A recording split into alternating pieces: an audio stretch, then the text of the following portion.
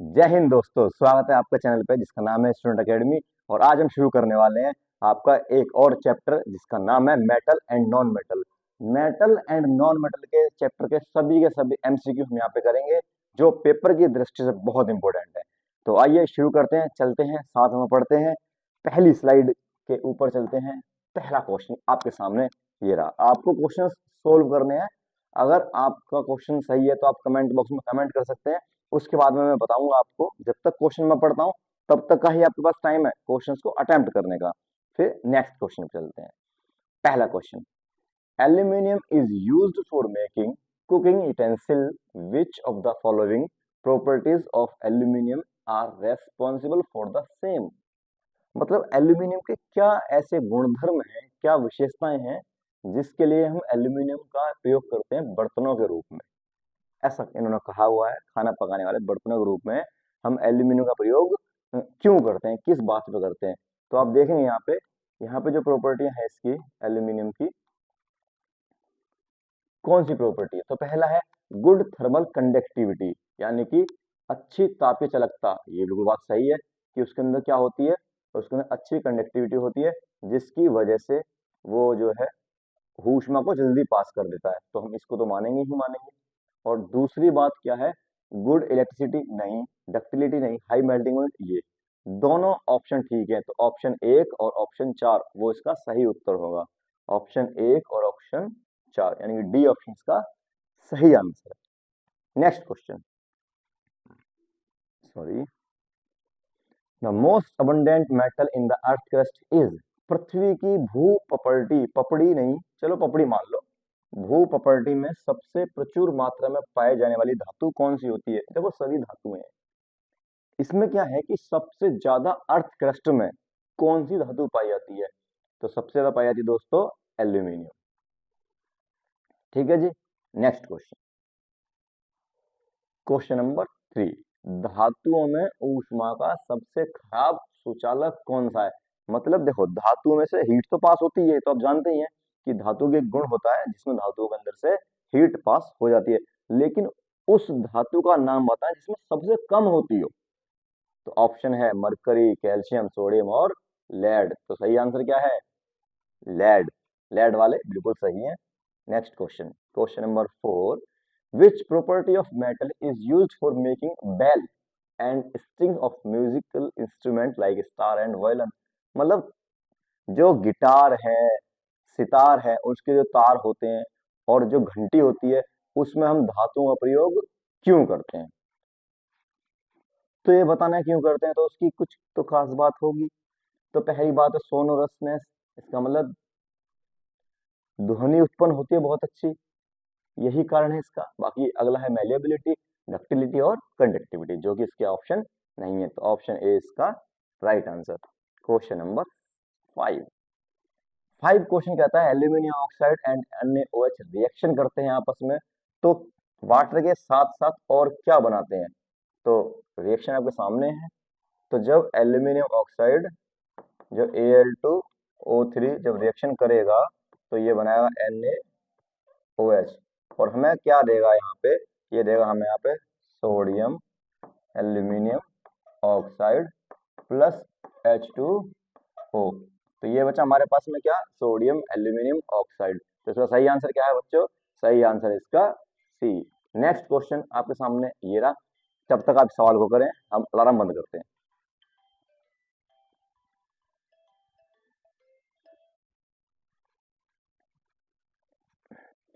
हाँ तो बच्चों नेक्स्ट क्वेश्चन क्या है हमारा, विच of the following is the correct arrangement of the given metal in ascending order of their conductivity. मतलब कि कौन सा जो रिएक्टिविटी है, सॉरी, कि कौन सा मेटल ज्यादा रिएक्टिव है कौन सा कम रिएक्टिव है, उसके आधार पर यहाँ पे लगाए गए हैं ऑप्शंस। तो आपको क्या करना है, सही क्रम बताना है। ये क्वेश्चन आप आराम से अटेम्प्ट कर सकते हैं। तो क्वेश्चन नंबर 6 आपके लिए। ठीक है, एक चैप्टर में जो है रिएक्टिविटी सीरीज आपको याद करवाई होगी कि सबसे ऊपर कौन सा ऑप्शन आएगा उसके अंदर। तो पहला तो सोडियम ही होता है मेटल सबसे ज्यादा, तो सोडियम तीनों में है, तो तीनों सही है। उसके बाद मैग्नीशियम होगा, और उसके बाद दो ऑप्शन आपको यहाँ पे एलिमिनेट करने हैं। तो ठीक है, ये आपके लिए होमवर्क हो जाता है। क्वेश्चन क्वेश्चन नंबर 6 आप कमेंट में जरूर करेंगे, और जिसका कमेंट सबसे पहले आएगा उसका नाम लिया जाएगा। Next question, question number 7, which of the following pairs will give displacement reaction, मतलब इसमें से कौन सा ऐसा है जो डिस्प्लेसमेंट रिएक्शन आपको शो करेगा। तो इसका जो सही आंसर होगा दोस्तों वो है कॉपर सल्फेट का सॉल्यूशन और सिल्वर धातु, यानी कि कॉपर सल्फेट ये सॉल्यूशन हो जाएगा आपका, और रिएक्शन किससे करेगा ये, सिल्वर से। जभी क्योंकि बस यही धातु ऐसी है जो इसको डिस्प्लेस कर सकती है, वरना तो सब इससे रिएक्टिव हैं। तो यही ऐसा है जो इससे ज्यादा रिएक्टिव है। ये आएगा, ये इसको यहाँ से हटा देगा और AgSO4 बना करके कॉपर को बाहर कर देगा। ठीक है, नेक्स्ट। तो सही आंसर हमारा क्या है, सही आंसर हमारा copper sulphate solution and silver metal. Question number 8, non metal form covalent chloride because, जो नॉन मेटल है वो कोवेलेंट क्लोराइड बनाते हैं, सह संयोजी आवंत बनाती हैं धातुएं। क्यों? वे क्लोरीन को इलेक्ट्रॉन दे सकते हैं, ऐसा बोला है इन्होंने। वे क्लोरीन के साथ इलेक्ट्रॉन साझा कर सकते हैं। तो भैया कोवेलेंट बॉन्ड कब बनता है, कोवेलेंट बनता है जब हम इलेक्ट्रॉन की शेयरिंग करते हैं, और आयनिक बनता है जब इलेक्ट्रॉन्स का हम क्या करते हैं, लेन देन करते हैं। तो सही आंसर क्या है इसका, बी ऑप्शन इसका सही है, वो इलेक्ट्रॉन को साझा करते हैं। Next question number 9, which of the following oxide of iron would be obtained on prolonged reaction of iron with steam। Very important reaction है आपकी, कि जब लोहे की रिएक्शन, जब आयरन की रिएक्शन किससे कराई जाती है दोस्तों, स्टीम से। स्टीम बोले तो H2O, जब ये स्टीम की फॉर्म में होता है तो क्या बनाता है ये बनाता है Fe2O3, जो हमारा आंसर है। इसमें आप देखें कौन सा ऑप्शन है, Fe2O3 option number third, C option है आपका। नेक्स्ट क्वेश्चन, क्वेश्चन नंबर 10, पढ़िएगा क्वेश्चन आप इसको और करने की कोशिश करिएगा। विच ऑफ टायर following are not ionic compound, इसमें से कौन सा आयनिक कंपाउंड नहीं है। तो देखो, पोटेशियम क्लोराइड तो आयनिक कंपाउंड है। क्यों? क्योंकि ये इसमें क्या है, मेटल, और ये क्या है इसके अंदर, नॉन मेटल। और मेटल और नॉन मेटल जब जब आपस में रिएक्शन करेंगे तो हमेशा वे आयनिक कंपाउंड बनाएंगे। और सेकंड हमारा HCl, ठीक है, और थर्ड हमारा CCl4, और चौथा हमारा NaCl। ये चार हमारे पास ऑप्शन है। तो इसमें एक मेटल एक नॉन मेटल, तो ये कैसा है, ये है आयोनिक। ये एक मेटल एक नॉन मेटल, तो ये कैसा है, आयोनिक। अब बचे हमारे पास में दो, CCl4 और H2, सॉरी CCl4 और HCl। ये दोनों, इसमें ये नॉन मेटल है और ये भी नॉन मेटल है, दोनों नॉन मेटल है, इसमें भी दोनों नॉन मेटल है। और जब जब नॉन मेटल और नॉन मेटल आपस में रिएक्शन करते हैं तो कोवेलेंट बॉन्ड फॉर्म करते हैं। तो आपका आंसर क्या हो जाएगा, CCl4 और HCl, यानी कि सेकंड और थर्ड इस ऑप्शन में होगा, सेकंड और थर्ड, ऑप्शन नंबर बी आपका सही आंसर।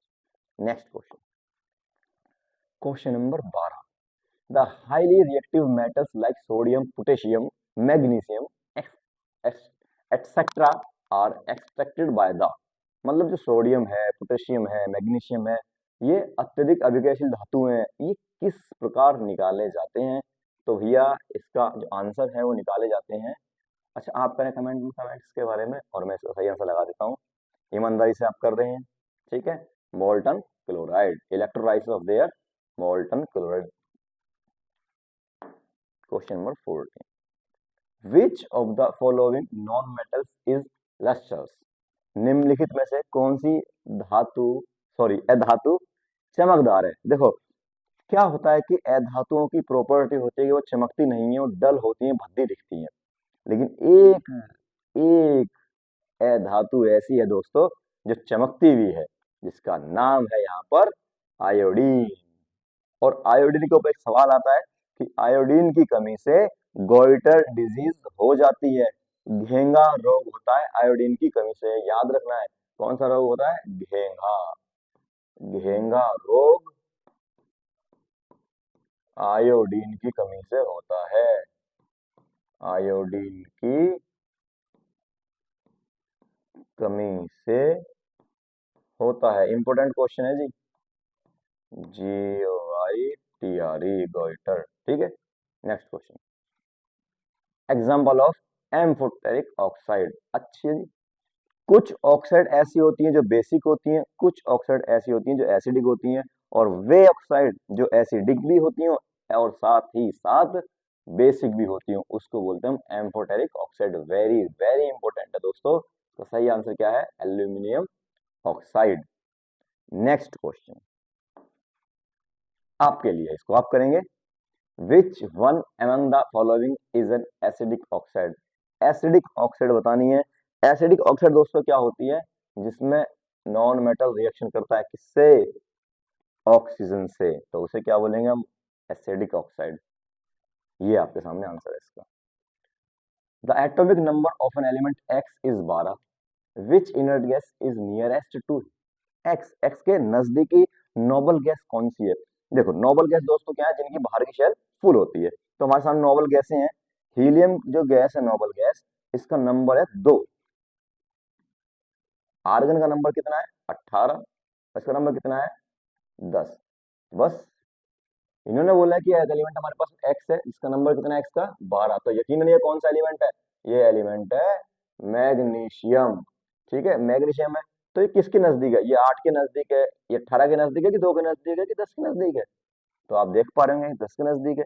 तो सही आंसर क्या हो जाएगा हमारा? नियोन हमारा सही आंसर हो जाएगा। नेक्स्ट क्वेश्चन आपके लिए ये रहा। आप अगर इस क्वेश्चन करते हैं तो इसका मतलब आपकी तैयारी ठीक ठाक चल रही है? The process in which a carbonate ore is heated strongly in the absence of air to convert it metal oxide is called। यानी कि वह प्रक्रिया जिसमें कार्बोनेट अयस्क को वायु की अनुपस्थिति में दृढ़ता से गर्म किया जाता है और धातु ऑक्साइड में परिवर्तित कर दिया जाता है। इसका अगर आप आंसर बता पाएंगे तो आपकी तैयारी बहुत बेहतरीन चल रही है। करें सवाल। पहला ऑप्शन रोस्टिंग, दूसरा कैल्सिनेशन, सॉरी रिडक्शन, तीसरा कैल्सिनेशन, चौथा स्मेल्टिंग। तो सही आंसर इसका क्या है दोस्तों? निष्पातन, कैल्सिनेशन। जब जब ऑक्सीजन की अनुपस्थिति होगी, जब जब कैल्सिनेशन होगा, और जब ऑक्सीजन की आपूर्ति होगी, जितना चाहिएगा उतनी ही हम उसको ऑक्सीजन दे पाएंगे, तो तब रिएक्शन हो जाएगी हमारी रोस्टिंग। इसको हिंदी में कहते हैं भर्जन, लेकिन अभी आंसर क्या है इसका? निष्पातन, कैल्सिनेशन। नेक्स्ट क्वेश्चन आपके लिए, इसको होमवर्क बना दें क्या? चलो। Oxide of moderately reactive metals like zinc, iron, nickel, tin, copper are reduced by using. आपके लिए क्या है? होमवर्क है। HW। कुछ क्वेश्चन आपके लिए भी है। नेक्स्ट क्वेश्चन ये रहा। ये क्वेश्चन भी आपके लिए। ठीक है? नहीं ठीक है, चलो कोई बात नहीं, ठीक नहीं है।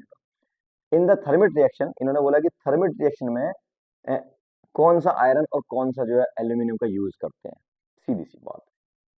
तो भैया थर्मिट रिएक्शन करते हैं एल्यूमिनियम पाउडर के लिए, तो 4 ऑप्शन में एल्यूमिनियम पाउडर है, इधर से तो बात बनेगी नहीं। और आयरन होता है, आयरन सल्फेट नहीं होता, आयरन क्लोराइड नहीं होता, आयरन ऑक्साइड होता है। अब आयरन ऑक्साइड भी दो दो है, एक आयरन थर्ड है, एक आयरन सेकंड है। तो थर्मिट रिएक्शन में आयरन थर्ड का प्रयोग होता है एल्यूमिनियम पाउडर के साथ में। तो आपका सही आंसर क्या हो जाएगा? A option is the correct answer. Question number 20। ये क्वेश्चन भी आपके लिए ही बनता है वैसे तो, पर चलो हम कर देते हैं, आपको कष्ट होने लेने की जरूरत नहीं है। तो क्वेश्चन क्या है? Galvanization is the method of prepare ये प्रोटेक्टिंग आयरन फ्रॉम ये भैया यहाँ गलत हो गया है। Reduction by coating with a thin layer.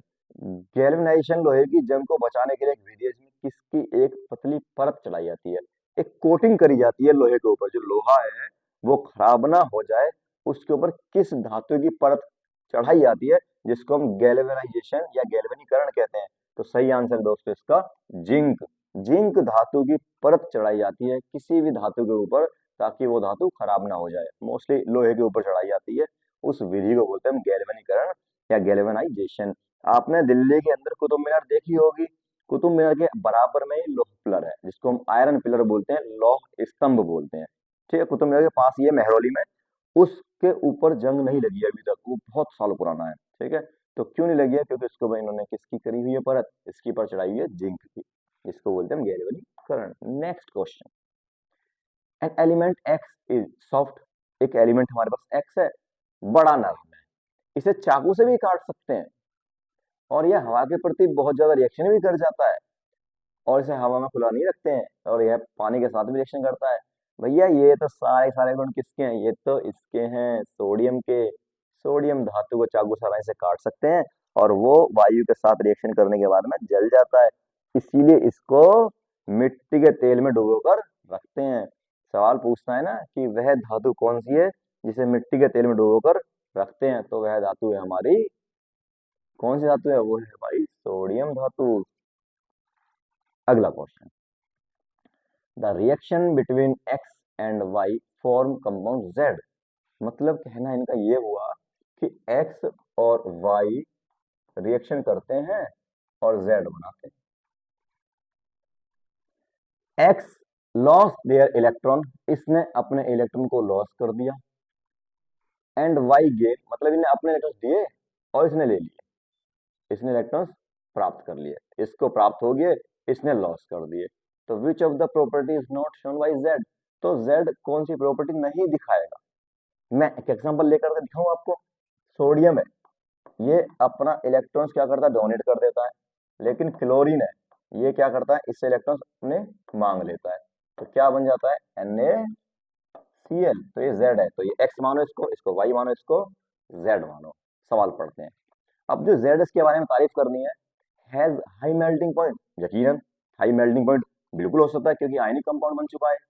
Has low melting point, नहीं नहीं ऐसा नहीं है। सॉलिड, ये भी हो सकता है, आकाश एज सॉलिड, ठोस भी हो सकता है, नहीं भी हो सकता है, ठीक है। और पिघली हुई अवस्था में विद्युत का संचालन करता है, कर भी सकता है, तीनों बातें ठीक है। तो मतलब इसका मतलब ये भी सही है, ये भी सही है, ये भी, यही गलत है। तो क्वेश्चन पढ़ते हैं, क्वेश्चन में कहीं ऐसा तो नहीं गलत पूछा हो। हाँ, कौन सा गुण जेड को प्रदर्शित नहीं करता है, तो आंसर इसका बी है, ये वाला गुण ना दिखा करके सारे गुण दिखाता है ionic compound. Next question, question number 23 आपके सामने है, the electronic configuration of three element X Y Z. देखो दोस्तों, तीन एलिमेंट है, एक्स है, एक वाई है, एक जेड है। एक्स की जो कन्फिगरेशन है दोस्तों वो है 2 8, और वाई की जो कन्फिगरेशन है वो है 2 8 7, और जेड की जो कन्फिगरेशन है वो है 2 8 2। हाँ, तो which of the following is correct, सही बताना है कि एक्स मेटल है, वाई मेटल है, जेड नॉन मेटल है, और Y is a non metal and Z is a metal. तो कर लेते हैं। देखो, आप देखो, इसकी बारीकी में 7 इलेक्ट्रॉन है, तो ये अपने इलेक्ट्रॉन किसी को देगा तो है नहीं, लेगा, और जो इलेक्ट्रॉन लेता है कौन होता है, वो होता है नॉन मेटल, नॉन मेटल, ये नॉन मेटल है। और इसके पास 2 इलेक्ट्रॉन बाहर की शेल में है, तो ये अपने 2 को डोनेट कर देगा, तो ये क्या होगा, ये होगा मेटल। मतलब जेड क्या है यहाँ पे, मेटल है। तो जेड इज ए मेटल और Y is a non metal, वही हमने करा है। एक्स तो इनर्ट गैस है दोस्तों, ये ना तो मेटल कैटेगरी यहाँ पे रखी जाएगी, नहीं नॉन मेटल की गैस है, तो ये दोनों इसके सही आंसर है, और ऑप्शन आपका मैच करता है किससे, डी से। चलते हैं अगले प्रश्न की ओर। अगला प्रश्न आपके सामने वेरी वेरी इंपॉर्टेंट सवाल है, बार बार आता है सवाल, हर परीक्षा में आता है, अमलगम क्या है, अमलगम क्या है, अमलगम क्या है। भैया पता ना कहा है अमलगम, तो या को उत्तर कर लोगे आप, छोड़ दें इस क्वेश्चन को, चलो कर देते हैं। Amalgam is the alloy of, यह है पारे का अयस्क है, जो पारा है, जो मरकरी है, उसका ओर है amalgam. Next question, copper objects lose their shine and form green coating of, ये क्वेश्चन आपके लिए है, ये अच्छा क्वेश्चन है, ये होमवर्क की कैटेगरी में रखा गया है, आप इसको करेंगे, ठीक है। और लास्ट क्वेश्चन हमारा, और लास्ट नहीं है, लास्ट क्वेश्चन शायद यही था, आगे देख लेते हैं। इसी के साथ आपका जो है स्लाइड खत्म हो जाती है, चैप्टर आपका फिनिश हो जाता है। तो कैसा लगा आपको चैप्टर, कमेंट बॉक्स में जरूर बताएंगे। आशा करते हैं आपको चैप्टर अच्छा लगा होगा और आपकी पढ़ाई भी ठीक ठाक चल रही होगी। हम जो सीरीज लाए हुए हैं एमसीक्यू की, हर चैप्टर को आपको देखना है। मैं आपको बताता हूँ कि आप जब परीक्षा में बैठेंगे और वहाँ पे जो एमसीक्यू के सवाल आएंगे, वो सब सवाल आपको ऐसा लगेंगे कि अरे हमने पहले ही पढ़ा हुआ है, तो इसलिए वहाँ पे दिक्कत ना हो। तो आप प्री बोर्ड और बोर्ड के लिए पूरी की पूरी सीरीज को, हमारी को वन शॉट को और एमसीक्यू क्वेश्चन को देख सकते हैं, जो सिर्फ आपके लिए प्रिपेयर की हुई है एग्जाम को ध्यान में रखते हुए। तो ठीक है, मिलते हैं नेक्स्ट क्लास में, जब तक के लिए धन्यवाद, जय हिंद।